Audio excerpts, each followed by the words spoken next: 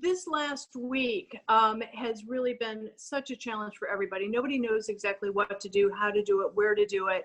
And I know personally for me, on all of the teams within our organizations, we've got somewhere between 80 and 85 people employed. And this has been a challenging week. And for the most part, when I finally made the decision and we were able to do it, we pulled the plug on the Paragon School. All on-campus training has totally ceased. Any of our workers that can work remotely are doing so. We also have a very large luxury pet resort. And although that organization is still running, it is running on a very small scale.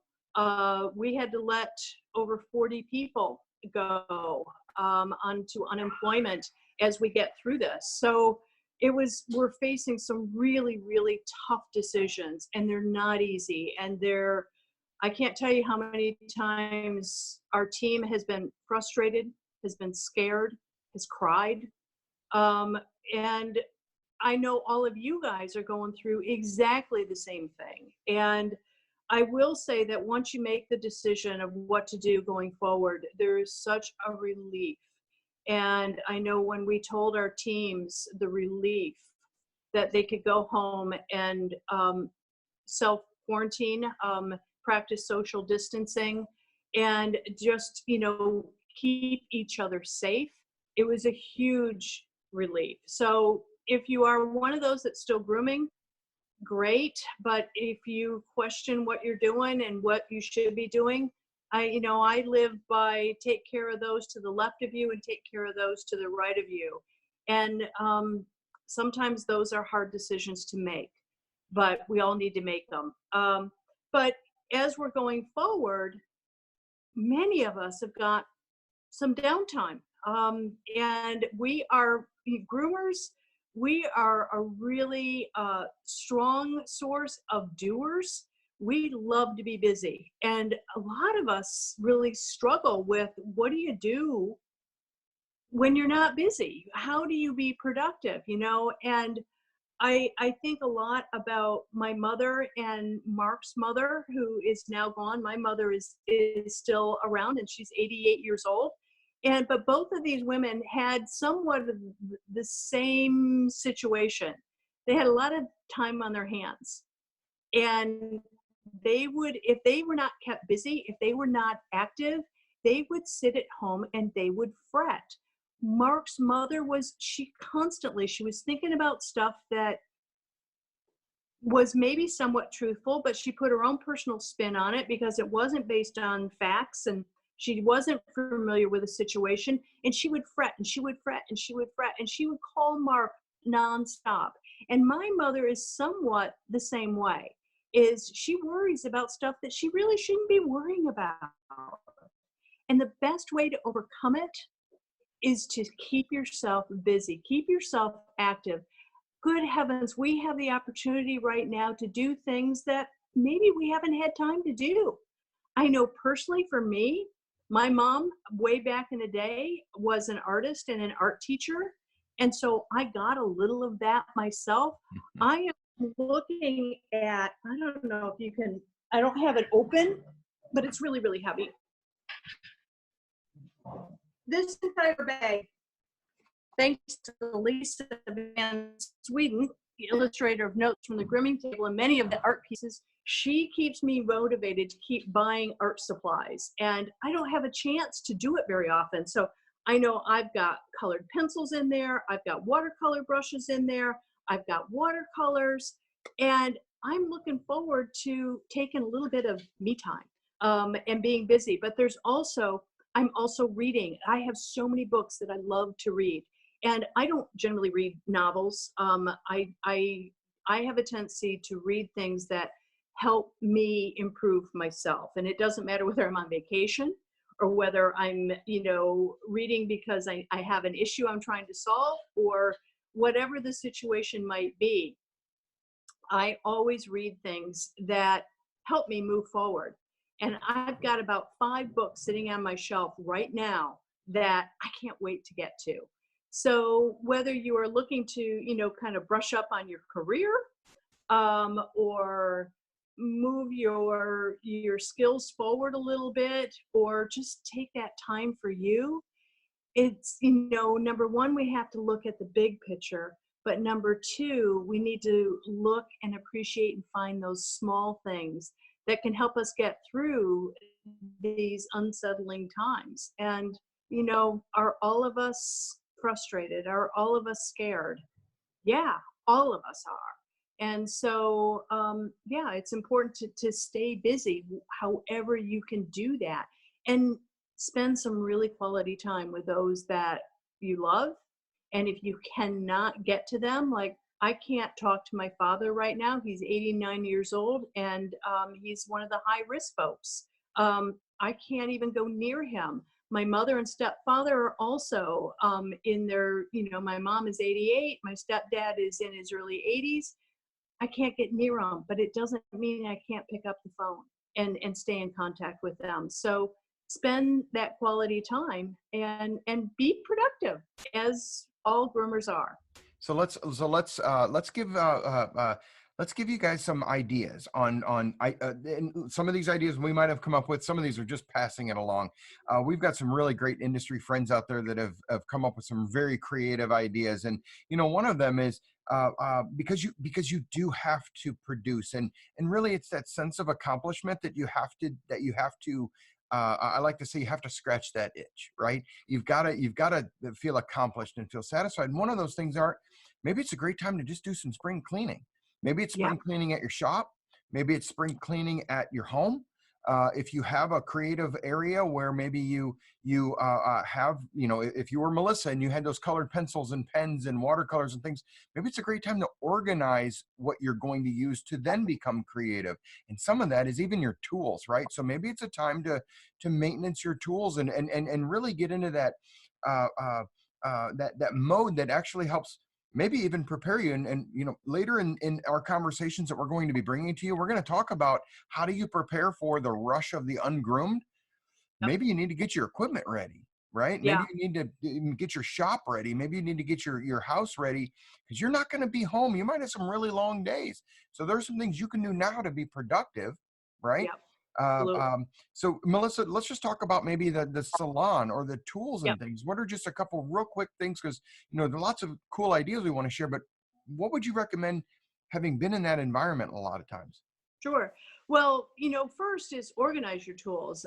Many of us that have been in this industry for any amount of time, we are collectors. And we have a lot of tools that we may or may not use on a daily basis. So go through, sort out, what do you like, what do you not like, and organize it so that when you do come back, and we are going to get slammed, gang. I mean, it is going to be busy. So have everything at the ready. Organize all of your dispensable products, your sprays, your mist, your brushes, your shears, your clippers, your blades. And the other thing is, what a great time to send it off for sharpening if you can. Um, make sure that all of your equipment is in absolute peak condition, and go through that salon. And more than likely, all of us have already been doing a whole lot of deep cleaning. And so, really double check those areas. If you haven't, if you are still grooming, and all of a sudden you find yourself with some downtime, take a look, and what can you do to really deep clean and go into every single area, section by section, piece of equipment by piece of equipment. Well, and And part of that is too with the equipment. You might have to bring on some temporary staff. You might have to bring in some reinforcements for when you're preparing for that rush to come back to the business. So you might want to earmark or kind of set aside some of that equipment for somebody that, it might not be something you use. Maybe it's your steady Eddie backup, right? But it right, might be something that a temporary helper or somebody that you're kind of training up might have to use in a short period of time. So getting into the right, point where it doesn't fail them. One thing that as we look at that, some things that we can do. I know Delise Knight. Delise, she talked about what a great time to paint your shop. Maybe, maybe there's a gallon of paint you've been staring at for 6 months, just wishing for the time when you can get in and paint a room, or maybe it's paint a room in your house. I will tell you that painting for me is one of those things that is such an inexpensive transformation, right? Yeah. Um, and a lot of us have paint that's left over from other projects. And Sure. even if you don't paint a whole room, paint one accent wall and see how that makes you feel, right? So those are some things maybe in the home or with your equipment or in your salon. But one of the things that we would urge you to do is stay out in front of your customers. In today's Yeah. day, with technologies and technology and everything, emailing and texting and Facebook and trying to just give your clients an update as to where you are. They want to know what you're doing. They're very much interested. They know and love you. Melissa, what would be some of the things that maybe you'd say to the clients during this period of time when you're not like, well, I guess you could be face to face with some of them the same way we're doing. Right, absolutely. But yeah, stay out in front of them through your social media outlets, and as Delise, I've been watching Delise because she's such a fabulous motivator. Terry Marino is another one that is just phenomenal, and she's been doing her wind down Every day, Monday. wind down Almost. every day. Yeah. So I've been really I watching love them, her. but there's some really great industry influencers and leaders out there that are really coming to the aid of all of us to keep us abreast of what we can do, how we can do it. And everybody has their own kind of niche and their specialty. But Delise is really very, very good about connecting with customers throughout all of this. And she's had some really fabulous recommendations. And one of them is, shoot, with our phones today, all of us have pictures of our client dogs, pop those out there. And not only ask, they're going to want to know how you're doing, but ask them how they're doing, start that conversation. And everybody is struggling, and it doesn't matter whether it's you guys in your salon and your team, or whether it's your customers. Everybody is going through this together, and everybody is really struggling. So it's a two-way conversation. So touch base with them, bring some type of joy. I mean, I don't want this to be doom and gloom. This is actually a time that all of us can really reflect and look at the positive things in light, and really cherish those little things, whether it be, the for many of us, spring is starting to pop. And I know Delise is down in Georgia, and she's got full green, and the flowers are coming up, and the grass is beautiful. And I'm in Michigan. It's still really gray and dreary, but what I will say is the pussy willows are all starting to come out. And so get outside, enjoy it, and really appreciate the smaller things that many times we don't take the moment to enjoy. Right, Um, right. you know, Go ahead. spend more time with your pets. I know I've got a dog, probably the toughest dog I have ever had. Mr. Lincoln. You know the boy. And he's a very independent thinking Maremma sheepdog with a bit of an attitude. And he does not particularly care to be reprimanded for anything.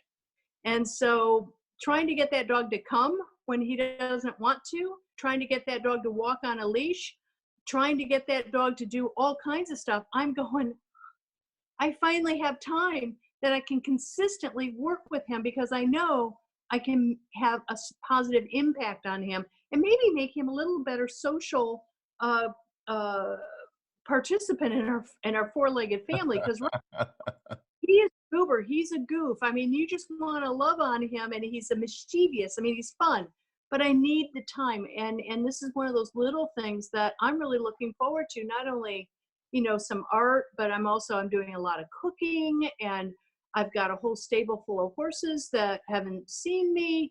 So there's a lot of different things that we can all do. So look around. Maybe it's spending, a lot of your moms out there, you're stuck homeschooling. But oh my gosh, there's so much that the kids can learn. And I am not a parent, so I am not the person to talk on this, but there's so many things, just common sense, that parents can share with their children. And what a special time to be able to do that right now. Well, and so, you've got all of these things. If you've ever questioned, right? If you've ever questioned, what would I do if I had more time? Or, man, I wish I had more time. Well, guess what? Your wish has been granted.